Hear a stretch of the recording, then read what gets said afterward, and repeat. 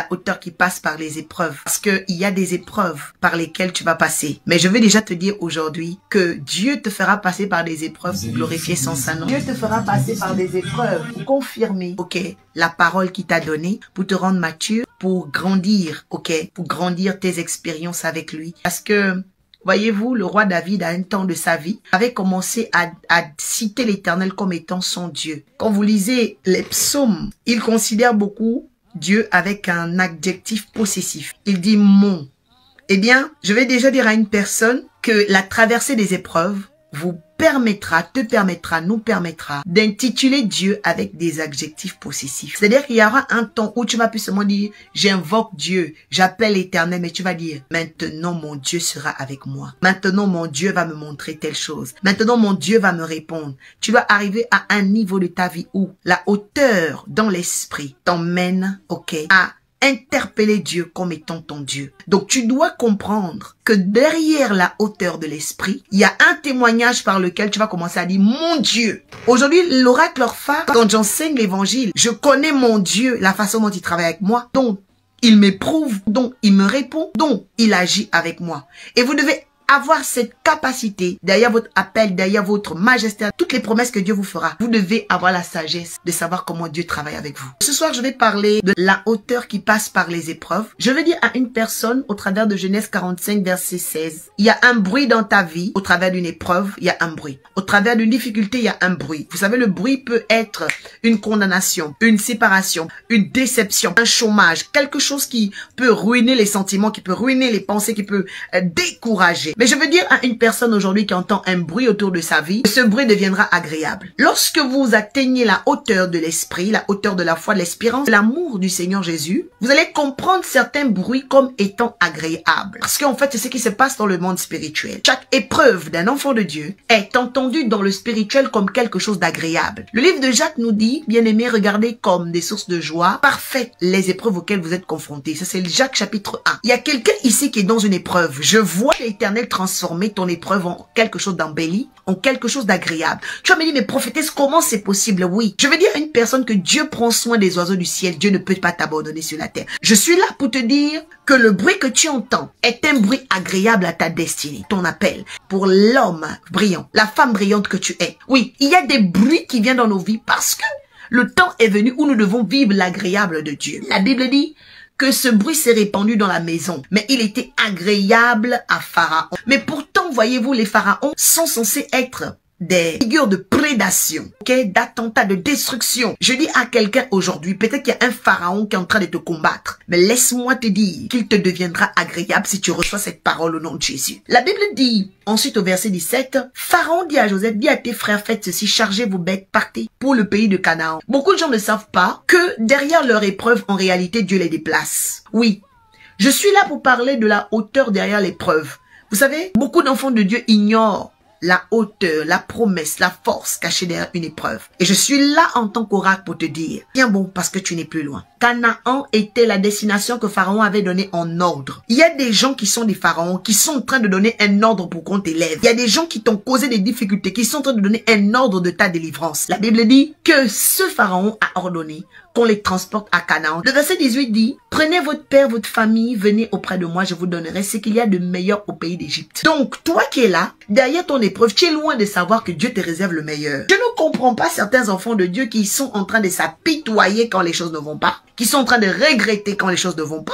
Non, Daniel dans la fosse au lion, la Bible dit quoi? Il a continué de prier. Les gens combattaient la prière de Daniel. Daniel, quand il a été combattu, il n'a pas arrêté ce pourquoi on l'a combattu. Mais toi, quand on te combat, ce qui fait ta force, tu lâches. Ce pourquoi on te combat, tu lâches. Mais c'est pas comme ça. Lorsque tes combats s'élèvent, lorsque tu es combattu, en fait, en réalité, c'est l'analytique, c'est la sonnette d'alarme pour te dire, écoutez, le monde spirituel est gouverné. Il y a les cieux des cieux, il y a le troisième ciel, le deuxième, c'est le premier ciel. Toi et moi, ici, sur terre, nous sommes dans le premier ciel. Bon, quand les cieux des cieux relâchent les bénédictions, le troisième ciel acquiesce les bénédictions que toi, sur la terre, tu dois recevoir. Tu dois savoir que le deuxième ciel où se trouvent les régions infernales, les entités maléfiques, les esprits méchants et jaloux de ta destinée sont déjà au courant que toi tu seras bientôt béni. Alors ils appuient et fomentent des choses contre toi. Mais toi, tu dois savoir qu'attention, derrière ce que je traverse là, c'est un signal analytique pour me dire attention. Dieu m'a dit dans Jérémie 33 verset 3, invoque-moi au jour de la détresse et je te répondrai. Dieu n'a pas dit invoque-moi au jour du bonheur. Non. Dieu a dit invoque-moi quand tu es en détresse, quand tu seras attaqué, quand ils vont te menacer, quand ils vont vouloir te mettre à terre. C'est pourquoi beaucoup de gens doivent chercher l'église quand ça ne va pas, doivent chercher le jeûne, doivent chercher la présence de Dieu quand ça ne va pas. Pourquoi? Parce que c'est là que Dieu annonce, selon Jérémie 33, verset 3, les grandes choses. Donc, ça veut dire qu'en réalité, si quand tout va mal, Dieu m'annonce les grandes choses, c'est parce que en réalité, le niveau où je suis est petit. Je suis en train de parler à l'étoile d'une personne ici. Tu étais dans un petit ciel. Tu étais dans une petite vie. Tu étais dans une vie vraiment étriquée, c'est-à-dire que tu n'es même pas libre de tes droits. Une vie étriquée où tu es humilié, où tu n'arrives pas à jouir de ta vie. Et une vie de restriction budgétaire, spirituelle, restriction même familiale. Il y a des gens à qui tu n'as pas accès aujourd'hui. Laisse-moi te dire aujourd'hui. C'est parce que tu es éprouvé que mon Dieu va te transporter dans la grandeur. La Bible dit, invoque-moi au jour de la détresse, quand tu auras des problèmes. Moi, Dieu l'Éternel, je vais t'annoncer les grandes choses. Parce que le niveau où tu es petit. Et ça, c'était quand Jérémie était en prison. La prison est restreinte. La prison est limitée. Je parle à quelqu'un ici qui est limité financièrement. Je parle à quelqu'un ici qu'on a limité dans tous les domaines de sa vie. Tu as besoin de l'Éternel, de Dieu, de la prière, pour que l'Éternel ouvre tes yeux. Dans ce temps de difficultés-là, en fait, les grandes choses arrivent, mais pas seulement. Il y a aussi les choses que tu ne connais pas. Et parmi les choses que tu ne connais pas, j'ai vu des gens dans l'église qui sont venus demander le mariage. Dieu leur a donné le travail parce que c'est les choses qu'elles ne connaissaient pas. Je suis en train de parler à un enfant de Dieu, un enfant de destinée, une personne qui est une figure de preux dans sa génération, que cette épreuve-là est venue pour élever une dimension. Mais cette dimension, c'est de t'annoncer les grandes choses. Parce que Dieu est conscient que tant que tu n'es pas éprouvé, tu ne verras jamais les grandes choses. C'est Jérémie 33 qui nous l'annonce. L'épreuve manifestera les grandes choses. L'épreuve, ok, fera rentrer les choses que tu ne connais pas dans ta vie. Verset 19 dit, déjà bien avant, que l'épreuve a donné à Joseph, sa famille, de rentrer dans les meilleurs fruits du pays, manger la graisse du pays. Laisse-moi te dire que tes épreuves sont en train de préparer l'homme milliardaire, la femme milliardaire, la femme richissime qui va sortir. Verset 19 dit, tu as ordre de leur dire, faites ceci, prenez, vous voyez, répète, dans le pays d'Égypte, des chars pour vos enfants. Vous savez, les chars, c'est comme si on est en train de dire que Pharaon veut maintenant qu'on t'achète une Lamborghini. C'est-à-dire que Pharaon veut maintenant qu'on te donne des voitures de luxe. Pharaon veut maintenant qu'on te donne une vie de luxe. La Bible dit ceci, donnez à vos enfants et à vos femmes des chars. C'est pas les chameaux qui ont transporté, vous savez, la famille de Joseph en Égypte. Ce sont les chars. Écoutez, ce qui combat beaucoup les enfants de Dieu, quelqu'un dit c'est le regret. Verset 20 dit, ne regrettez pas ce que vous laisserez. Donc je me rends compte que quand la hauteur de Dieu va venir dans ta vie, il y a des choses que tu vas laisser. Mais Dieu te dit, ne regrette pas ce que tu vas laisser. La Bible dit, ne regrettez pas ce que vous laisserez. Car ce qu'il y a de meilleur dans tout le pays sera pour vous. La Bible dit que tu dois détruire le regret dans ta vie. Tu es toujours en train de penser au passé. La Bible dit quoi? Ne regrettez pas ce que vous laisserez. Oh, car il y a des meilleurs. Verset 21. Les fils d'Israël firent ainsi. Joseph leur donna des chars. Selon l'ordre de Pharaon, il leur donna aussi des provisions sur la route. La Bible dit que sur le chemin, il y aura de la provision. Pourquoi? Sur le chemin, quelqu'un qui est éprouvé doit savoir que Dieu prépare les grandes choses. Verset 22. Il leur donna à tous des vêtements de rechange. J'ai dit tes vieux vêtements, tes haillons là. Mon Dieu va enlever ça au nom puissant de Jésus. La Bible dit, il les envoya à son père. Il lui rapportait toutes les paroles que Joseph leur avait dites. Il vit que les chars de Joseph avaient envoyé pour le transporter. C'est alors que l'esprit de Jacob, leur père, se ranima. Quelqu'un dit, il y a des gens qui vont voir les chars qui vont me transporter. Vous savez, les chars, je disais tout à l'heure, les chars, c'est les voitures de luxe. Les chars, c'est le confort. Il y a un temps où tu ne pourras plus vivre sur le chameau. Il y a un temps où tu vas quitter la vie de chameau. Il y a un temps où tu vas quitter la vie de bassesse. Je dis que l'onction royale va descendre sur toi au nom de Jésus-Christ. Parce que tu es une étoile de Dieu. La Bible dit quoi? La Bible dit que l'esprit de Jacob va se ranimer. Je vois comment il y a des gens qui vont se ranimer à cause de ta richesse. Les gens vont se ranimer à cause de ton mariage. Les gens vont se ranimer à cause de ton élévation. C'est pourquoi Dieu lui-même, il va défendre ton élévation. Parce qu'il y a des gens qui vont être ranimés par ce qu'ils vont voir dans ta vie.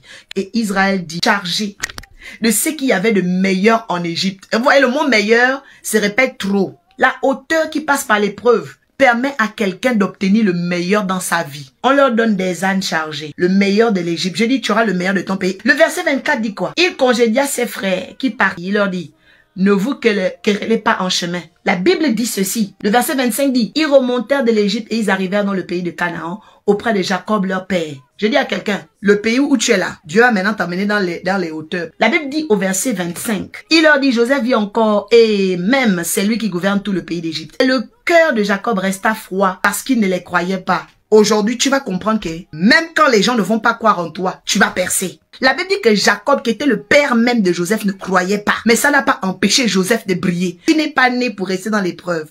Mais l'épreuve vient pour t'emmener dans la hauteur. Verset 27. Vous voyez, on disait toujours Jacob. Mais pourquoi Israël maintenant? Parce que quand tu deviens une personne éveillée spirituellement, quand Dieu ranime ton esprit sur tes promesses, tu changes de nom automatiquement. Dis maintenant avec moi, Père très saint et véritable, tu es saint et tu me rends saint.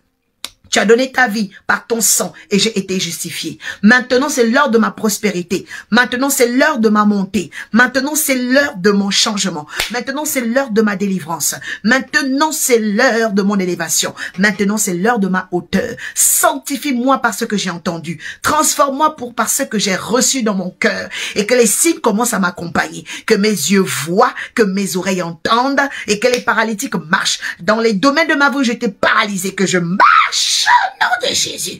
Dans les domaines de mon appel où j'étais stagné, que j'avance au nom de Jésus. Dans les secteurs de mes activités où j'étais calomnié, tu me restaures au nom de Jésus. Père très saint et véritable, tu es saint et tu me sanctifies. Je ne suis pas saint par mes actes. Je suis sainte car j'ai cru en toi. Je suis sainte par la parole que j'ai entendue. Je suis sainte au travers du sacrifice, car le sacrifice permet le perfectionnement des saints. Oui, l'annonce de l'évangile permet le perfectionnement des saints. Tu as dit, tu as appelé les uns apôtres, évangélistes, docteurs, pasteurs, ô Père, afin de perfectionner les saints. J'appelle le perfectionnement de mon âme. J'appelle le perfectionnement de mon esprit. J'appelle le perfectionnement de mon caractère. J'appelle le perfectionnement de ma destinée prophétique sur la terre. Et je fixe mon étoile dans les 5 règnes au nom de Jésus. Je fixe mon étoile pour briller. Je fixe mon étoile relationnelle. Je fixe mon étoile matérielle. Je fixe mon étoile financière. Je fixe mon étoile spirituelle. Je fixe mon étoile économique. Au nom puissant de Jésus, je déclare que je suis béni et avec mon Dieu, je franchis les murailles de la société, je franchis les murailles spirituelles, je franchis les murailles claniques, je franchis les murailles ancestrales, je franchis les murailles totémiques, je franchis les murailles administratives, je franchis les murailles et mes bras tendent l'arc des reins. Que Dieu te bénisse.